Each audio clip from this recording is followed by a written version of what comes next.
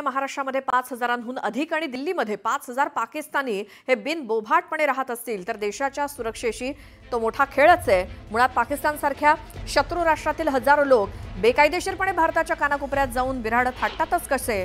हे एवढे आले कुठून? आणि पुन्हा पहलगामच्या हल्ल्यानंतरच भारतात राहणाऱ्या या हजारो पाकिस्तानी नागरिकांची आठवण सरकारला कशी काय झाली?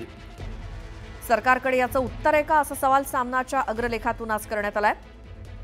पाकिस्तानी नागरिकांना देशाबाहेर काढण्यात आलं ते योग्यच आहे, पण त्यासाठी पहलगामसारख्या हल्ल्याची वाट बघण्याची काय गरज होती?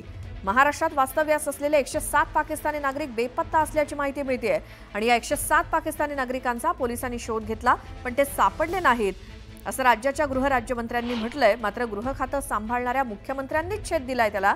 एकही पाकिस्तानी गायब नाही असा दावा फडणवीसांनी केलाय, त्यावरून सामना अग्रलेखातून राज्य सरकारवरती हल्लाबोल करण्यात आलाय।